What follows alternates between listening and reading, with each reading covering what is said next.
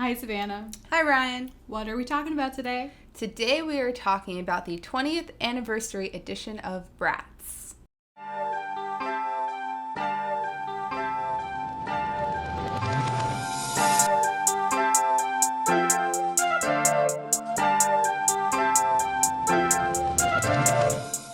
As always, thanks to our patrons, thanks to our sponsors, and we appreciate you all, and you keep us going. And yeah, let us know if you'd like to see anything specifically. We really do take into account what you want to hear from us. Yes, thank you, sponsors and patrons. As always, we also want to give a shout out to our Etsy page. Our Etsy page has officially launched, so if you're watching this on YouTube right now, I'm sure you're seeing lots of fun images of different jewelry that you can order from us. Right now, we do offer different custom necklaces that are kind of Y2K inspired, so if you're into that look, definitely go check it out. We are going to be having some pride earrings and different pride necklaces as well available, so if you'd like to support the podcast in that way too, definitely check us out. So as stated before, today we are talking about the 20th anniversary of Bratz dolls. So, if you don't know, Bratz is an American product line of fashion dolls, somewhat similar to, you could say, Barbie or just other, like, small, I don't know, I'm sure it says online how big they are. How big would you guess they are, Ryan? Like 7 inches? 7 inches? Yeah. 6? Yeah. Probably like 7 inches tall, got like kind of like a big round head that's disproportional to their body, and they mostly make up like teenage boys and teenage girls. They are manufactured by MGA Entertainment, also known as Microgames America Entertainment. Some other things that this company makes are La La Loopsy, LOL Surprise. They also own Little Tykes. The original Bratz dolls were created by Carter Bryant, and there have been spin-offs of the original Bratz dolls, including Bratz Kids and Bratz Babies. Which, just pause for a second, do you remember the Bratz Babies commercials, Ryan? I do. They made me very uncomfortable. Yeah, they were strange.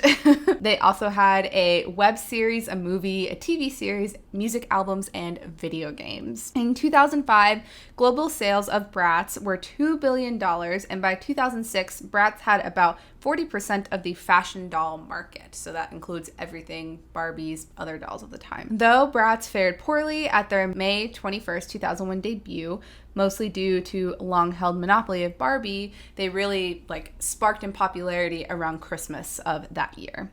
In their first year, they sold 125 million products worldwide. And in May of 2021, they were re-released as an exclusive at Hot Topic as part of their 20th anniversary, and are subsequently starting to rebrand and reemerge into this new world. And I hope they make it. Yeah. I hope they're here to stay. I hope so too, which kind of leads me to a question, Ryan. What did you think about Bratz back in the day? I thought they were hard to come by. I had the impression, I don't know why, that they were more expensive, and I thought that they were more adult, I suppose.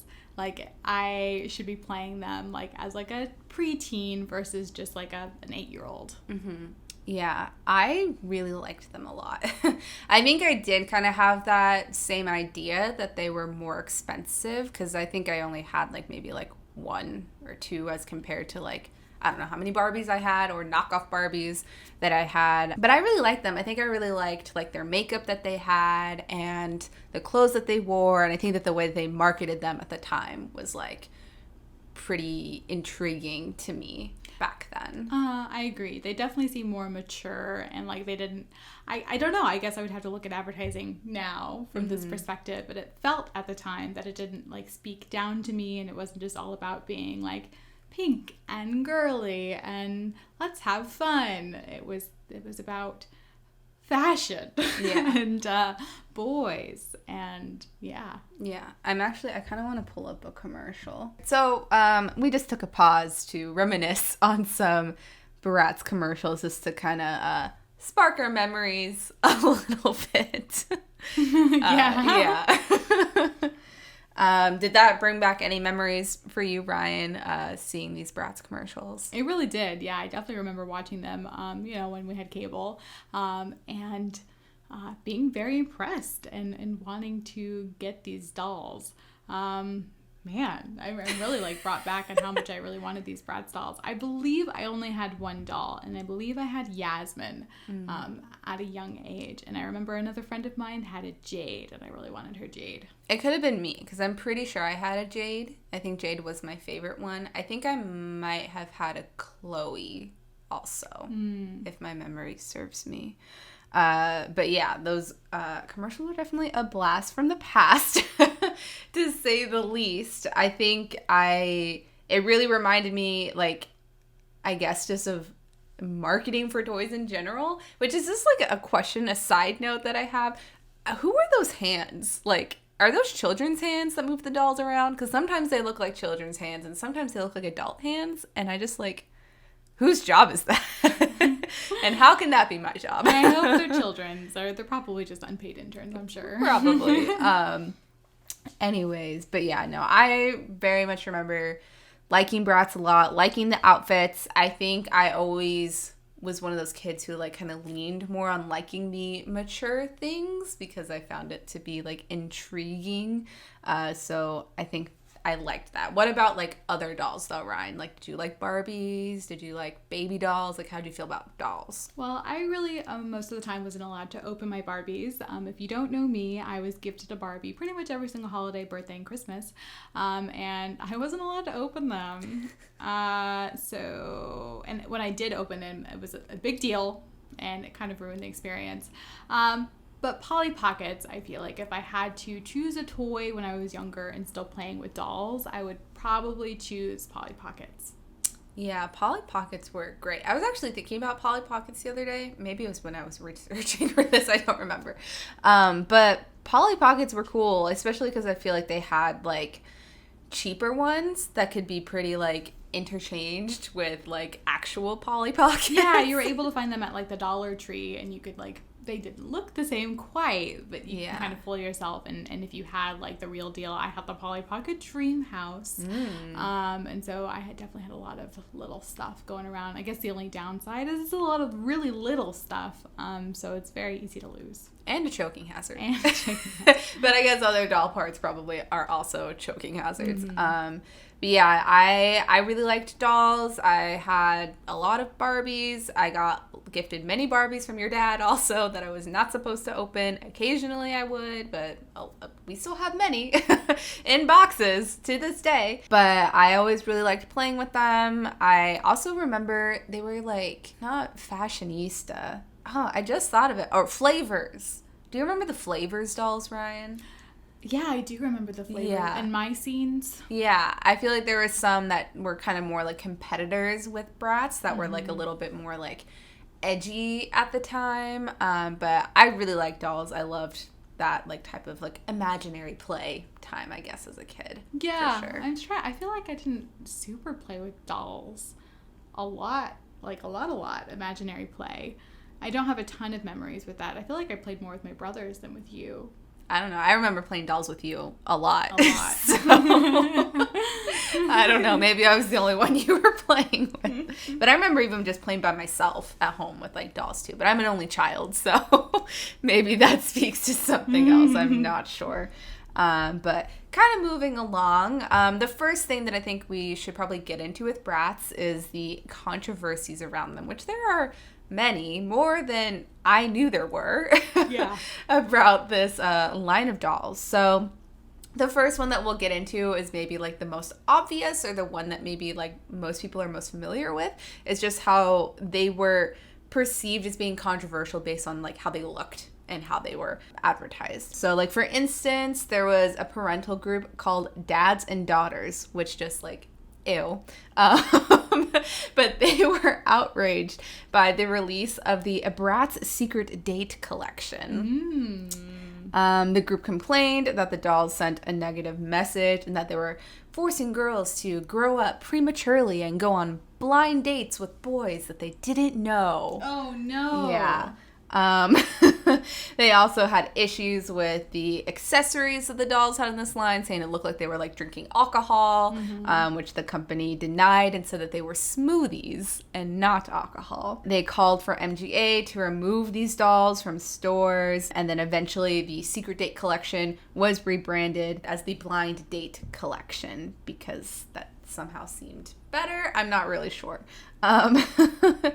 But I remember growing up knowing people who weren't allowed to play with Bratz. I can recall that as well. Mm-hmm. Yeah, and to me, I remember these kids explaining to me that their parents thought that they like dressed too provocatively or like had too short of skirts or crop tops or different things like that. That was kind of like the vibe that I got.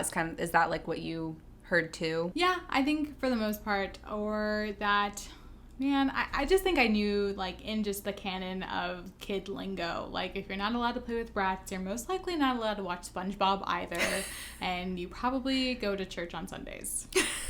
That would make sense. But yeah, I feel like I knew many people who weren't allowed to play with Bratz, and looking back on that now, I feel like, was it just because that they were, like, ethnically ambiguous and had some type of power in the way that they were dressing perhaps, and parents didn't want their children to be exposed to that? I mean, clearly there is some signaling going off in both adult and kid brains to emphasize their maturity. Yeah. And maybe that signaling is the fact that they did have like a Tokyo collection and a genie collection.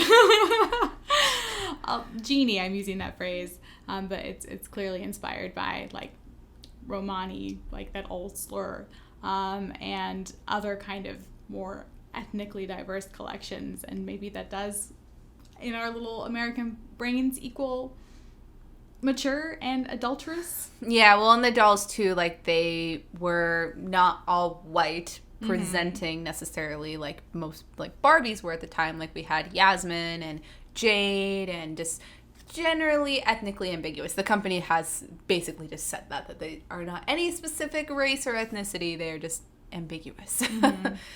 So to me, I feel like that's like one of the like glaring things. Yeah.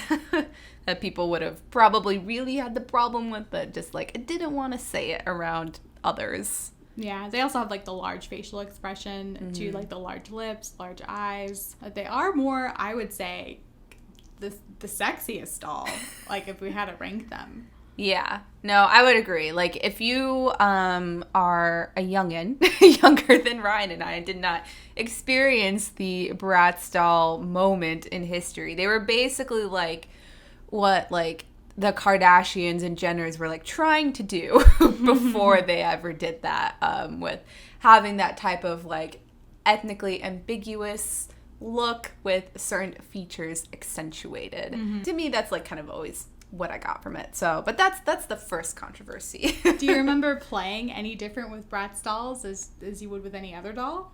I don't think so. Do you? No, I don't think so either. I think that trading was a bit more common, like if you wanted to trade Bratz dolls with someone else, just because there were so many, and trading clothing items was like a bit more of a thing. But other than that, I feel like I played pretty much the same. Albeit, I feel like most of the time I was playing, like, trying my best to reenact a soap opera of some sort. The amount of times I've squished two Barbie faces together to make it look like they're kissing is more than I can count. Yeah. If anything, I think maybe I recall, if I was playing with, like, Bratz and Barbies, like, simultaneously, I feel like a lot of times I felt like the Barbies were older. Like, I could imagine the Barbie being mom and Bratz being, like, teenage daughter or something like that. But other than that, I don't think I remember anything like specifically glaring. Yeah, Barbie is kind of a weird age. She's like 20. I don't know. Yeah. Well, and now there's probably so many different iterations of Barbie that there is probably Mom Barbie and Skipper, her little sister, or like whatever. So are we ready to move on to controversy number 2? Yes. Okay. I'm ready. So controversy number 2. On December 21st, 2006, the National Labor Committee announced that the factory workers in China who made Bratz dolls labored for 94.5 hours a week, while the factory paid only 0.515 cents an hour. MGA has stated that they were not like affiliated with this factory. They were saying that they were not familiar with this particular factory. However, they used first-rate factories in the Orient, their word, to make its goods, just like Mattel or Hasbro did. Mm-hmm. It seemed kind of like unclear about, like, they felt like maybe somebody was leaking this information to like try to stop the sales of Bratz dolls before like the big holiday rush of buying toys for Christmas. But yeah, so that's controversy number 2, which from what I know about the world of manufacturing, I would not necessarily believe that to be any different than other toys, unfortunately. Yeah. I would definitely believe this to be true. Mm-hmm. The allegation that somebody was just lying just doesn't seem necessarily possible. However, by the time we get to like controversy number 4, maybe you could believe that somebody would try to do that. But I don't know. What do you think about that one, Ryan? I don't really know what to think about that one. There's not really much to think about. It's like with anything, when there's a fast turnaround rate for something and you want to produce something cheaply, especially for children, people are just going to outsource and contribute to that problem where you pay unfairly for labor. So it's unsurprising, disappointing, and that's all there is to it. Yeah. I think you said it all right there. Okay, so yeah, not much more to say on that. It is what it is. Probably not unlike other companies. I feel like that's a lie, though. From $9.99 to $22.99. Why did I have this perception that they were expensive? Because in my mind, like, any toy sells for pretty much $20. Like, if you're buying a toy, it's going to be probably $20. Yeah. Maybe because of, like, the clothing. Like, I feel like I remember Bratz just having, like, more trendy clothing at the time than, like, Barbie, and I would assume that, like, trendier clothing would be more expensive. And I feel like the packaging looked cooler for Bratz dolls as well. They're, like, kind of slanty boxes. Yeah, so maybe that's why you thought that they were more expensive. Yeah, I don't know. Maybe I mean, that's a lot of money for, like, I don't know, a 7-year-old? Yeah. I guess, so I don't know. Controversy number 3. I'm ready. Okay, so in 2007, concerns over the body image and lifestyle of Bratz dolls was alleged, and concerns were raised by the American Psychological Association after they established the Task Force on the Sexualization of Girls. So to break that down a little bit more, in this report, they cited concerns over the adult-like sexuality that Bratz had. However, in more recent times or after the fact, the same report has been criticized for having like lack of real clear data that would lead to suggesting that these Bratz dolls really did that, like more than any other type of doll or just in general. This report did also criticize other dolls and other like wider mediums. And in the United Kingdom, a spokesperson from Bratz defended the toy line, saying that Bratz are purchased by over-8s and aimed at the preteen and teen market rather than younger children. And that the focus for Bratz was not sexualization, rather it was on friendship. I believe it. Yeah. Thinking back to 2007, I could see maybe why people would make that leap, just because I think so many things in like the young preteen zeitgeist were just becoming more like sexualized, or at least perceived to be more sexualized at that time. But I think it also then comes down to like, why are adults sexualizing children's things to begin with if children are not doing that? Isn't that always the case? Yeah.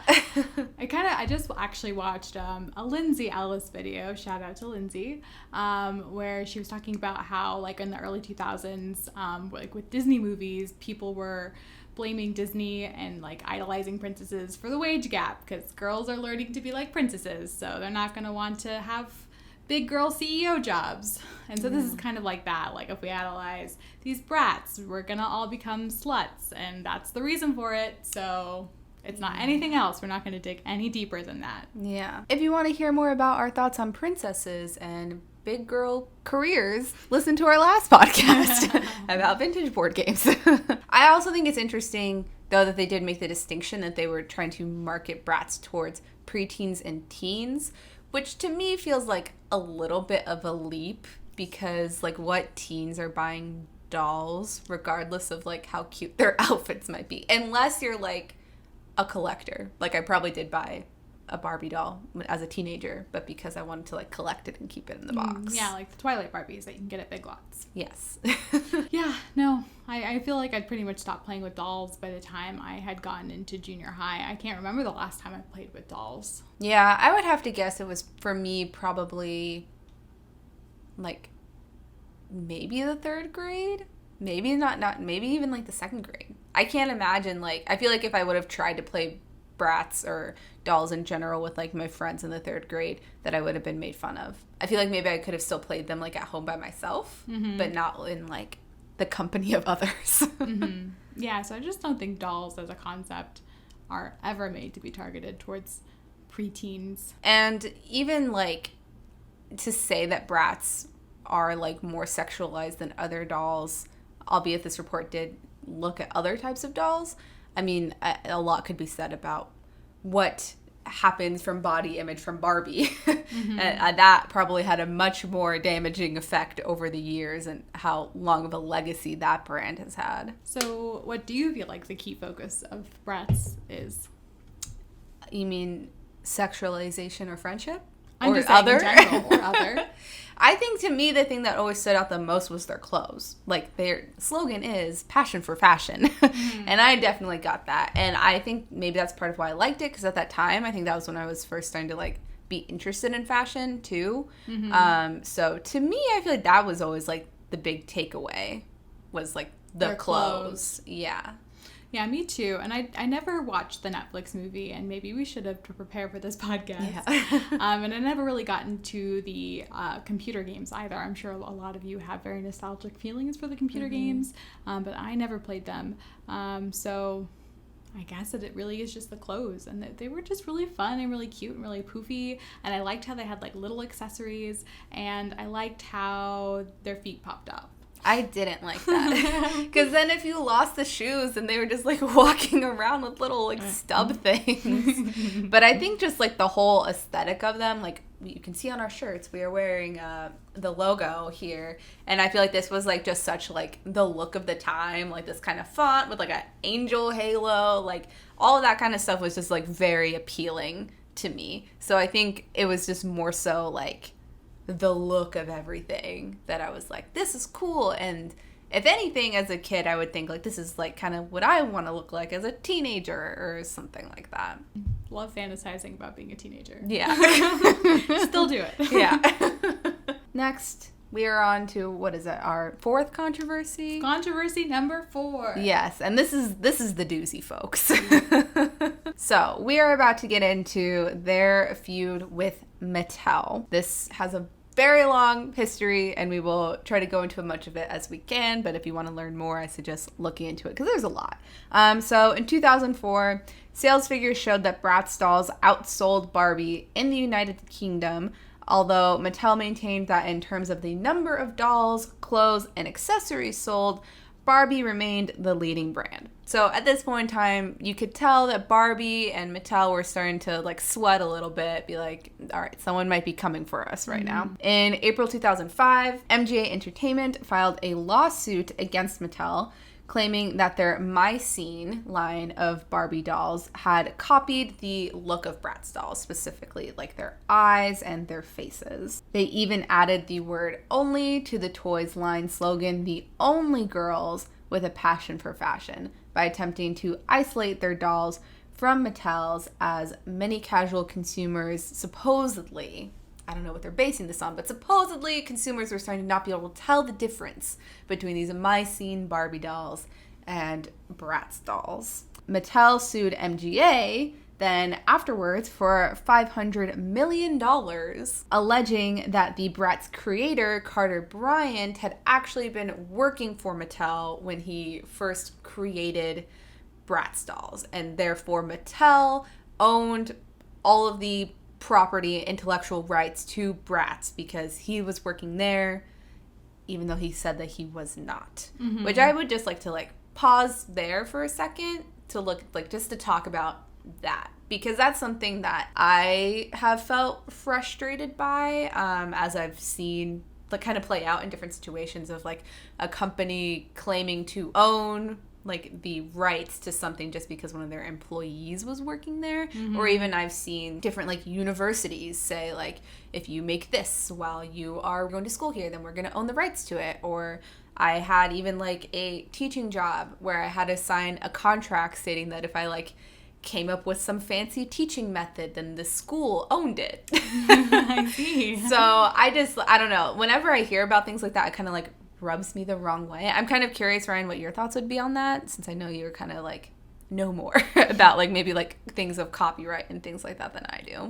Yeah, it's really buck wild and interesting. I think they would have more of a claim if they had my scene in development already, or it's something in the works, as to rather than the person like working there and then leaving and coming up with his own idea. I don't really think they have any kind of claim at all.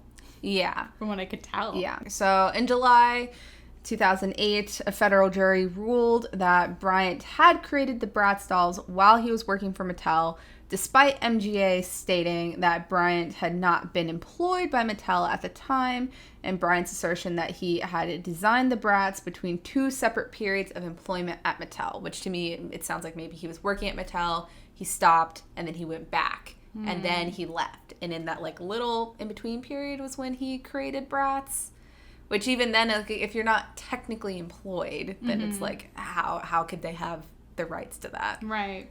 I don't know. This played out for a long, long time. These trials, it went back and forth for a very, very long time. I believe that there are some still pending to this day. August 26th, that same time, jury decided that Mattel was to be paid just $100 million in damages, citing that only the first like iteration of Bratz was made during that time. So they didn't have to pay for all of Bratz, just the measly $100 million of the first Bratz generation. I see. Yeah. And they also decided this time that Bratz would be allowed to continue on because any like future developments that they would make would not have anything to do with Mattel. In 2009, the U.S. Court of Appeals for the Ninth Circuit granted MGA an immediate stay of injunction, which halted any impending recall of Bratz products, because that was apparently on the table of possibly having to recall all Bratz things from stores, but that did not have to happen. And on July 22nd, the Ninth Court Circuit again declared that ownership of the Bratz franchise belonged to MGA Entertainment. So after all that, MGA ended up having the rights to Bratz in 2010. And in addition to this litigation over the intellectual property of Bratz, in 2009, artist Bernard Butch Belair filed a new design infringement lawsuit against both Mattel and MGA in federal court because he claimed that he actually created this like look of the like skinny body, big head, basically. If you remember, I actually remember seeing these. I don't know if you do, Ryan, but he was the one who created the like Steve Madden advertisements during this time period where you'd see like the shoes and like the big head. I remember seeing them at like Payless. I don't know. But he claims that he created that and that everybody else was actually ripping him off. I see. Yeah.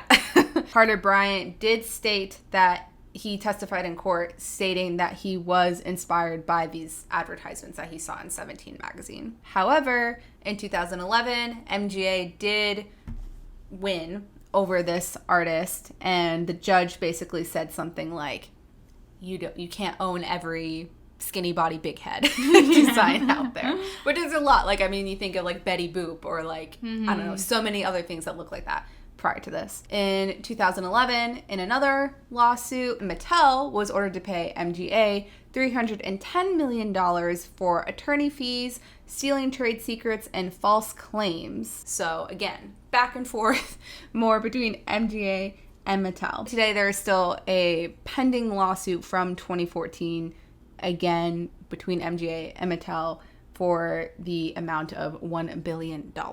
So it has not ended. Which, did you know any of this, Ryan? No, I had no idea that MGA and Mattel were, I mean, I guess I have no idea, but like, it makes sense that they go at their throats for whatever possible allegation that they can take and they will take. It's just ridiculous. I mean, I don't really believe in copyright necessarily. I think I believe in intellectual property for a certain amount of time, but the amount of time that we have in the United States is ridiculous for when it goes to Commons collective. What is it called? Creative Commons. Creative Commons. Yeah. Yeah.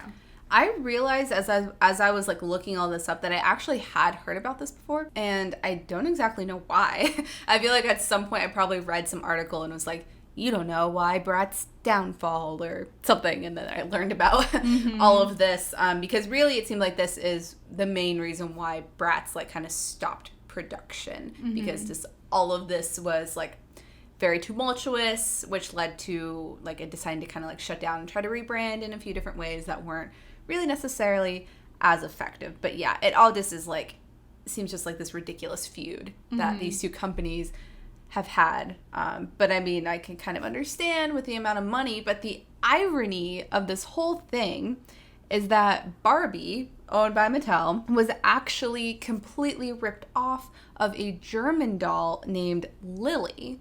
And the company that created the Lily doll actually sued Mattel back in the day, and they settled the court case and eventually bought the copyright in 1964. I see. So they basically did the thing that they're upset about MGA supposedly doing. The irony of it all. Nothing shocking here. No. And actually, I'm pretty surprised because I did not know this fact about like the Lily doll. Oh, okay. And I feel like consumed quite a bit of media about Barbies. And I don't think I've ever heard any mention of that. I don't think I've heard of the Lily doll either, but I feel like I definitely have heard that Barbie, just in general, isn't that an original idea? Yeah. I think that they really like to play up like their creator. Her name was like Barbara or something, and like have this very like picturesque story of where Barbie came from. And I have a feeling they probably try to like keep this under wraps a little bit, just because of how ironic it is. One last lawsuit I just want to throw out there because I was just like, what? When I read it. In 2012, MGA sued Lady Gaga for $10 million, claiming that they had some collaboration in the works and that she was like having deliberate delays to the release of it. I see. And like, is that true? Like, was there gonna be a Lady Gaga Bratz doll? I really hope so, and I hope it still happens. I know. I like, can you imagine? Especially like think back to like, when was this? 2012? Like, imagine 2012 Lady Gaga Bratz doll. That would have been great. Where was that? Why was that the thing that didn't get to happen? So yeah, after all of that, like, background knowledge of the controversies of Bratz, Ryan, do you feel like any of that maybe, like, sunk in somehow to you as a kid? Like, do you think any of that maybe, like, even if you didn't know that this was happening specifically, like, could this have caused any maybe like negative connotations that you had or other people had maybe? With Bratz? I don't know. No. I don't think anyone knew about this at all. Yeah. At least to my knowledge. And I think kind of just I aged out at the appropriate time. I mean, it was a flash in the pan, and then it was gone. I really had never really thought about Bratz. I'd say since then, I think it's stuck more in my head than my scene. I mean, I really had to dig up that word, and you had to dig up the flavors. So I think it's a bit more iconic than some other more Bratz-like ripoffs. I think that probably the only people who really knew about all of this were people who were like into toys. Like, some of this information I found were from like, I don't know, magazines that were about toys, like at the time period, or people who were in that industry. But I do wonder, like, I don't know, if somehow some of this like stuff trickled down, or what if it was actually Mattel who leaked this information about their factory and like this feud that they had. I don't know. I feel like anything is possible. Like, the conspiracy theories, I feel like, could really go on about why Bratz had like other controversies. Like, what if somebody from that dads and daughters organization worked for Mattel. I don't know. That's completely a conspiracy theory, but I feel like it could be possible. I don't know. Yeah. I do know that, like, it's very plausible that the production of how something is, or certain controversies in, like, development and copyright does go into a lot in, like, publishing and the gaming industry. Like, there's a lot of buzz and talk around what's going on, who's taking whose ideas, why are there delays, like, are they being hard pressed, like, that is all taken into account, and I feel like I'm pretty up to date on that gossip, and so are a lot of other people. But with toys, it's pretty niche. Yeah. I mean, maybe back then more people were into that because there was, like, less other things to know about. I don't know. Those are the controversies. I do think a Lady Gaga Bratz doll now would sell better than it would then. Especially, I think, if they, like, had it be almost like a throwback to one of her, like, old looks. Like, I'm imagining, like, Just Dance Bratz doll. Like, I think that would sell really well immediately, very quickly. Yeah. I mean, we haven't even gotten to this yet, but where we got our shirts at Hot Topic, where they got re-released, the Bratz dolls, they were all sold out pretty instantaneously too. Yeah. Now that we've gone through all of that, we're going to take a quick little break to do our Q&A segment that we introduced y'all to a couple weeks ago. So are you ready, Ryan? I am ready. Okay. Here we have our bingo ball spinner. Still don't know what this is called. So if you recall from our previous Q&A segment, we have this wonderful bingo ball spinner thing where we have balls with numbers on them that each correspond to a question that Ryan and I will answer about ourselves. A little Q&A from our Tom Nook notebook here. If you ever have a question that you would like us to ask, please leave it as a comment on our videos. Let us know on Instagram, anywhere you want to tell us. All right, so here we go. Our number for today. 13. Who is your biggest inspo? Ooh, okay. I feel like this is hard. Like, in what context? Yeah, it also says biggest hero, biggest inspo. Yeah, that is a hard question. As I mentioned before, like in many other podcasts, my biggest hero used to be J.K. Rowling, but she was ripped from my claws for being a TERF. And I'm not giving up on her. I believe that she can be educated, and we should continue to think of her as a human being. But until she recognizes other human beings and their feelings, I will not be purchasing any Harry Potter or J.K. Rowling official merch. So my current hero and inspo, I don't know. I haven't replaced her. I'm trying to just, like, narrow it down to, like, a type of person or a category, or maybe just somebody that I've been, like, into recently. Maybe that would make it easier. Okay, well, I'm gonna just pick somebody that I do consider to be a hero, just off the top of my head. Maybe not, like, my biggest hero, but one of my heroes / inspiration. I'm going to go with Tina Turner, who I've grown to be quite fond of in the past couple years. I saw the Tina Turner musical in New York a couple years ago, and that, like, before I saw that, I didn't really know, like, anything about her at all. Yeah, neither do I. And then I learned a lot about her in the musical that's, like, about her life. And then I watched the HBO documentary that came out about her recently. And that, again, just, like, really reinforced, like, all these things about her life and all these things that she overcame to really get her to where she went. And I think something that is most inspiring to me about her is how she's really, like, evolved with the times and is one of the, like, few older women who, like, really remained, like, a pop star and a rock star for, like, a really long time and experimented with, like, many different genres and just basically kind of did, like, whatever she wanted to and whatever she set her mind to. So, yeah. Tina Turner. I'll have to look into that documentary. Yeah. It's very good. The only image of Tina Turner I have are from impressions of Tina Turner on the Snatch Game from RuPaul's Drag Race. I see. All right. Did you have another answer, Ryan? Because you didn't really answer. You just said somebody who used to be. Well, I think that it was a big hole, and it was my inspiration for my whole life, Savanah. Okay, so I think you would be a little understanding. I just wanted you to give the opportunity to shout someone else out. No, I have no one. Okay. Moving on then. Now, back to the show.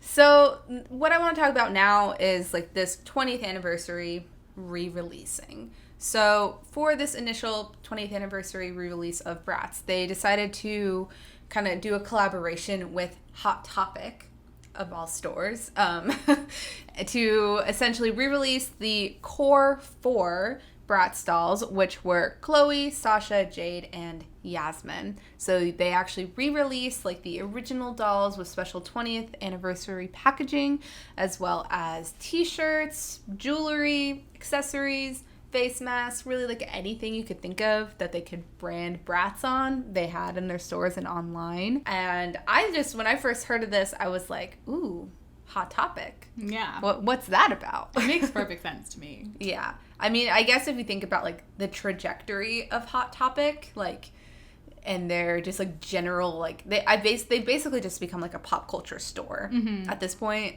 So that makes sense, and I could see how like it's kind of more leaning towards maybe the age demographic. Like I would assume that still like younger people primarily shop in Hot Topic, but I could see people like of our generation feeling comfortable going into a Hot Topic to go buy this Bratz doll or from their website, as compared to like Toys R Us, which they don't exist anymore. Yeah. But like, I don't know, Target maybe. Like Hot Topic seems more like exclusive. Yeah. So I think it makes sense for me to put it at Hot Topic, because there is kind of a nostalgia and exclusivity in a Hot Topic that aligns with the Bratz ideology. Bratz itself is kind of exclusive, kind of like, ooh, Bratz. But it's not actually edgy, just like Hot Topic isn't actually edgy. So I think there's kind of like that same vibe, as opposed to something like Target, which I think could also make sense. But it would feel a little less genuine and authentic if it were at a Target. I could see that. And I will say that they are going to be expanding to, I believe, Walmart, Amazon, and Target in July as just like a wider re-release of Bratz. But that's more so part of their plan to like just kind of have Bratz again in society, reintegrate them within culture. To me, I feel like Hot Topic kind of makes sense for those same reasons that you said. Some people, when I first heard about this collaboration on Facebook, I got like an advertisement for it, and I was looking through like some of the comments, and some people who you could tell they were the ones who were like upset still about like Hot Topic being different than it was before. Like original Hot Topic that sold trip pants and was like red and black everywhere and had like gothic things and not Disney stuff. And there were some people who were like, why would they have Bratz? Why wouldn't they have Living Dead dolls? Do you remember Living Dead dolls, Ryan? I do. I would buy a Living Dead doll. I would too. And they were like, Bratz doesn't seem to make sense. And I was talking about this with someone, and they brought up to me that like it kind of does make sense too, because like Bratz were controversial. And if you're thinking about back in the day, Hot Topic, like they were more controversial. So even in that sense, I think they fit within of Hot Topic. And again, with just the nostalgia, like I was really excited to go to the mall and go to a Hot Topic. Like I haven't done that for quite some time. And it was very fun for me to have that experience and be like, oh, I'm going to buy a Bratz doll at the mall. Like that felt fun. However, we were not able to purchase a Bratz doll at the mall because they were all sold out. They were called 6 malls. Yeah. And I'm still surprised that there are 6 malls left the week of release. Yeah. And they were all sold out online pretty much immediately. By the time that I got the advertisement for it, they were all sold out online already. Which I was like, why am I just not getting the ad for this? So they were definitely very, like, immediately popular when they came out with this re-release. Definitely children not buying them, though. No, definitely adults, for sure. But they were marketed for adults. They were marketed as, like, collectibles rather than toys. Which also makes sense if you think about, like, all of the Funko Pops that they sell in Hot Topic. And again, like even thinking further back, like they had Living Dead dolls, and I feel like maybe other action figures or something that they could have sold like back in the day too. Yeah, but probably not what was it called? Monster High dolls? Probably not those. No, because that still would have been like too actually for children. Yeah. probably at the time. Which that's a doll I wish was around when we were kids. I know, they're so badly. cool. I like eyed them all the time because I think I was like still like in high school going into college, and I was like, whoa, these dolls are something different. Yeah. They also, in addition to like having their dolls like be out and about again, they're also having a Bratz Total Fashion Makeover game for iOS and Android coming out as well, made by Outright Games. And this game follows the core four as they move from undiscovered talents to fashion icons, which sounds fun to me. Honestly, I might want to play that game. I just kind of want to end this with a general question of like, what do we think this re-release will be like? Do we think Bratz can be successful in 2021? Do kids even play with dolls anymore in 2021? Do you know? I've seen kids play with dolls. Okay. And I think that kids are really susceptible to advertising. If there's like a Netflix original show, and there's already the movie on Netflix, but if there's like another animated Netflix original show, guarantee you it'll be fine. I think Bratz can be integrated. But if they just put them on shelves, I'm a little less optimistic. Yeah, I think a lot of it would have to come down to the branding, because I think if they, well, I don't know. I feel kind of torn, because on the first hand, I was like, if they brand it as like kind of like being nostalgic, since that's like so popular right now, especially if they like, I don't know, had some kind of like TikTok infiltration, which we didn't even mention, the like Bratz makeover trend that happened huge like right now. And it like that even started like, I don't know, maybe like 2 years ago or something like that. I feel like inevitably those kinds of things always trickle down to like younger kids eventually. So I feel like if they took that approach, it could be pretty popular. But I feel like they probably too, if they just had it be more like contemporary clothing, that could also be considered popular.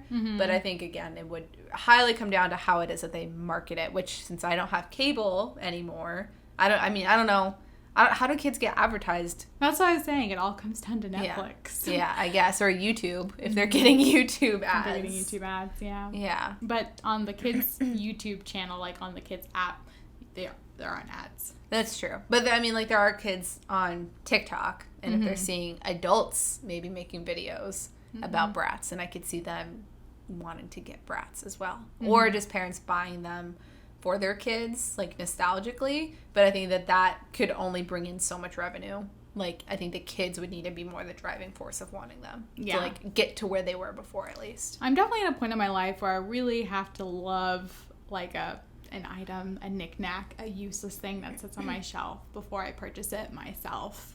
So I don't think I would purchase a Bratz doll if I just saw it out there. Yeah, I did look up trying to buy one of these like new ones on eBay for us, and the prices have already been like jacked up super high. So someone is buying them. Scalping just for that is ridiculous right now for anything. Like, I just feel like I cannot get my hands on anything right now. Like, even, I mean, the new set of Pokemon cards just come out immediately. All pre-ordered out, already like reselling on eBay for huge amounts of money, or even just like little collector items that just showcased like there was a big gaming event over the weekend called E3, and I'm like, oh man, I'm gonna have to pre-order that. Am I even gonna be able to get a physical copy or Amiibo? Forget about it. Forget about Amiibo. I feel like I would buy like one of the collectible Bratz dolls just for like the aesthetic. Like, I like to have little things like that around like where I'm working or something like that. But I would almost be more inclined to try to find like an original Bratz on eBay and buy that instead, just for the authenticity of the time. All right, well, any final thoughts on Bratz, Ryan, this new collection in general? No final thoughts, other than that they're kind of a weird phenomenon, not what I would be expected to bring back in 2021. I'm not loath that they're here, but it's still a little bit weird. I'm not surprised at all, just based on like other trends of things coming back right now, and like the makeup thing. Like, I wasn't like the most surprised. I think it's fun. I like it. I like nostalgic things, so I'm happy that they're here. I hope that they're here to stay. I dare I say, I hope they like take their place once again and right up there with Barbie. I hope they do too. Barbie's struggling though now. LOL surprised though. I see those everywhere. Well, thank you everybody for hanging out with us today. If you enjoyed this video, make sure you give it a like. You can subscribe to us on YouTube or listen to us on Apple Podcasts, Spotify, or Stitcher. You can always check us out on Patreon or on Etsy if you want to support us in any of those ways. And we will see you next week. Bye.